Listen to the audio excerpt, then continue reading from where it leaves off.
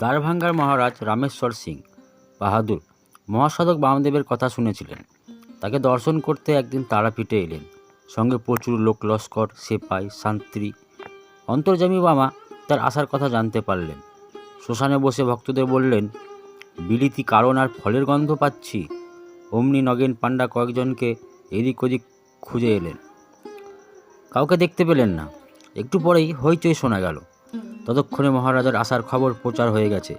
সিপাই শাস্ত্রী নিয়ে মহারাজ শ্মশানের দিকে আসছেন। বামা জিজ্ঞেস করলেন, কারা আসছে রে? ওরা মহারাজার শাস্ত্রী প্রহরী, মহারাজার সঙ্গেই আসছেন। বামদেব পুলিশকে ভয় পেতেন। বললেন, তবে বাবু আমি পালাই, আমি একটা ভিখিরি, আমার কাছে রাজা মহারাজা কেন? তখন নগেন পাণ্ডা মন্দিরের কাছে গিয়ে মহারাজকে বললেন, বাবা পুলিশ দেখলে ভয় পান, আপনি সাদা পোশাকে একাই শ্মশানে আসুন।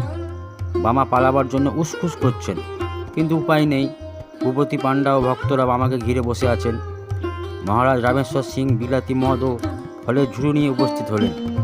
বামাচরণ সসংকোচে গুটিসুটি হয়ে বললেন, আমি মুখ্য সূক্ষ্ম মানুষ, আর ওনারা রাজা মহারাজা, কি বলতে কি বলে ফেলি ঠিক নেই।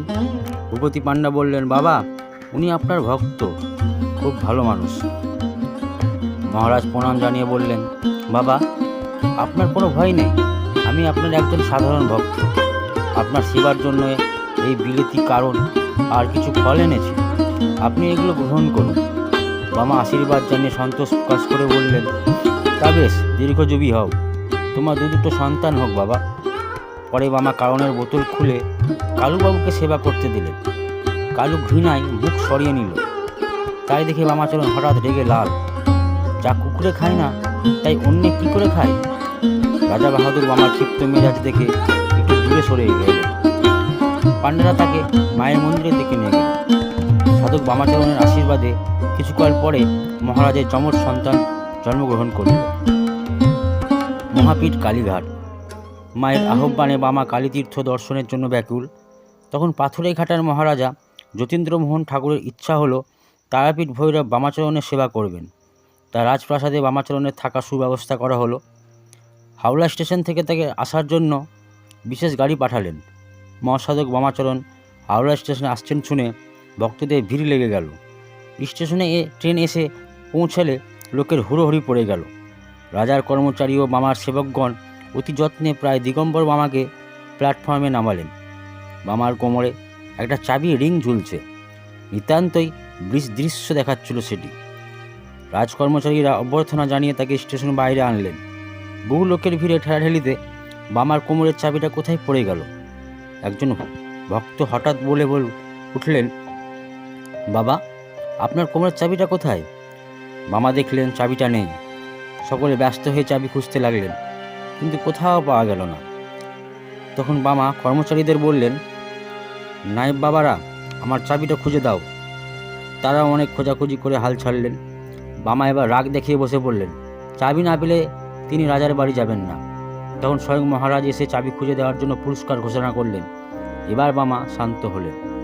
রাজার বাড়িতে বামাচরণ 3-4 দিন অবস্থান করলেন, কিন্তু শ্মশান ছেড়ে রাজকীয় আভিজাত্য বামার পছন্দ হলো না। বামা যেন জলের মাছ, ডাঙায় উঠেছেন।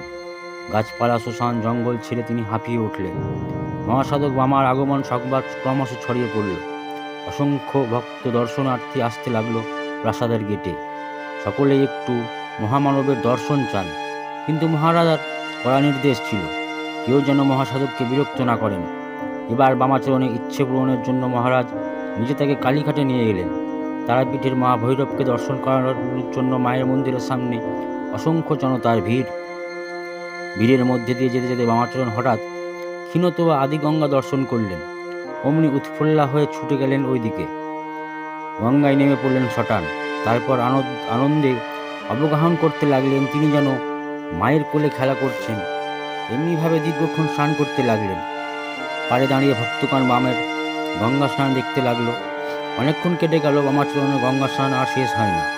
মন্দিরে মায়ের পূজা ভোগারতি শেষ হয়ে গেছে। এবার মন্দিরের কপাট বন্ধ হয়ে যাবে। বামাচরণের বুঝি মাতৃদর্শন আর হলো না। হঠাৎ বামা জল থেকে উঠলেন। বোধহয় মা যে তাকে ডাকলেন। অতুষ্ট পদে বামা ভিড়ের মধ্যে দিয়ে মায়ের মন্দিরে এলেন। মহারাজা কর্মচারীদের নিয়ে ছুটলেন পেছনে। বামাচরণ মন্দিরের ভেতরে ঢুকছেন। জগজ্জননী মা ও সন্তান মুখোমুখি। মাতৃদর্শনে বামার প্রাণ গলে গেল। আবেগে বিহ্বল হয়ে পড়লেন। মা মা বলে কাঁদতে লাগলেন। প্রেমানন্দে মাতোয়ারা হয়ে বামা এবার নাচতে শুরু করলেন মায়ের সামনে। কে বলে? বামা রুদ্র ভৈরব। বামা মায়ের প্রেমিক, পাগল ছেলে। পুরোহিত ভক্তরা দেখতে লাগলেন সেই মহা মানবের নৃত্য। নাচতে নাচতেই বামা সমাধিস্থ হলেন।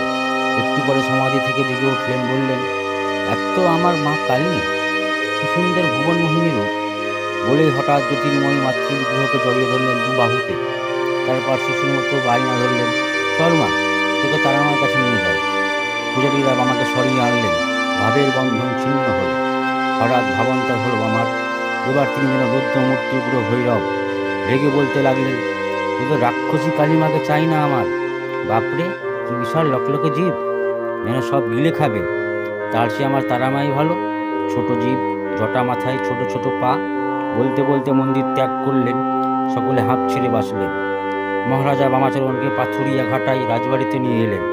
মহারাজের পুত্র কুমার বাহাদুর কঠিন রোগে আক্রান্ত হয়ে শয্যাশায়ী ছিলেন। জয়তারা জয়তারা নাম জপতে জপতে মহাসাধক তার মাথায় হাত দিলেন। কুমার সুস্থ হয়ে উঠলেন।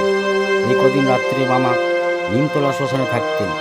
একদিন সকলে এক ভক্ত শ্মশানে এসে দেখেন তিনি বেওয়ারিশ মরার সঙ্গে ঘুমিয়ে রয়েছেন।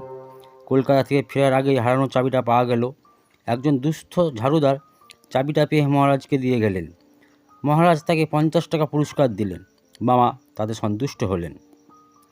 শোনা যায়, কলকাতা থেকে ফেরার পথে বামাচরণ শ্যামনগরের মুলাজোরের কালীবাড়িতে এসেছিলেন। সেখানে মহারাজ যতীন্দ্রমোহন কাকা প্রসন্ন কুমার ঠাকুর বাস করতেন। তিনি ছিলেন নামকরা উকিল।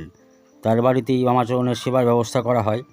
ঠিক হলো সাধক বামাচরণ মায়ের মন্দিরে পুজো করবেন। পুজোর সব ব্যবস্থা শেষ হলো। ফুল, জল, বেলপাতা, ধূপ, দীপ, নৈবেদ্য, মালা থরে থরে সাজানো। লোলো জিহ্বাধারিণী চতুর্ভুজা মার মূর্তি, সামনে পাতা পূজারীর আসন। আসনের সামনে কোষায় ভরা জল। মহাসাধকের পূজা দেখার জন্য অসংখ্য মানুষের ভিড়। অনেক জ্ঞানী গুণী পণ্ডিতও সমবেত হয়েছিলেন। যথাসময়ে বামাচরণকে আনা হলো। তিনি আসন গ্রহণ করলেন। তারা নাম উচ্চারণ করে দুহাতে ধরে কোষার সব জল পান করলেন। তারপর শুরু হলো বামার মাতৃপূজা। সে পূজা সাধারণ শাস্ত্রবিধি মেনে পূজা নয়, সে পূজা মহামানবের পূজা। তাই তাতে নিয়ম বিধির বালাই নেই। আসন শুদ্ধি, পুষ্পশুদ্ধি, অহংন্যাস, সত্যিবাচন, আহ্বান, মন্ত্রোচ্চারণ কিছুই নেই। মুঠো মুঠো ফুল আর বেলপাতা নিয়ে নিজের মাথায় ঢালছেন। এই নে মা ফুল, এই নে মা বেলপাতা বলে তারা তারা নাদ করছেন। বামার পুজো দেখে পণ্ডিতরা অনেকে মুচকি হাসলেন। অনেকে নিচু স্বরে বলতে লাগলেন, খ্যাপা পাগল। একটু পরেই বামার পূজা শেষ হলো। বললেন, নাও শাক বাজাও, উলু দাও। বামার গম্ভীর তারা তারা নাদে যেন মন্দির কেঁপে উঠল। তখন সকলেই দেখল মায়ের মন্দির যেন বিগ্রহ জ্যান্ত হয়ে উঠেছে। তার মুখে ফুটে উঠল স্নেহময় হাসির রেখা।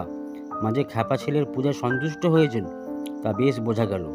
তখন সকলে বললেন, ধন্য ভৈরব বামদেব, ধন্য তার মাতৃভক্তি। মায়ের পূজা শেষ করে বামা ফিরলেন তারাপীঠে। জয় মা তারা, জয় গুরু বামদেব।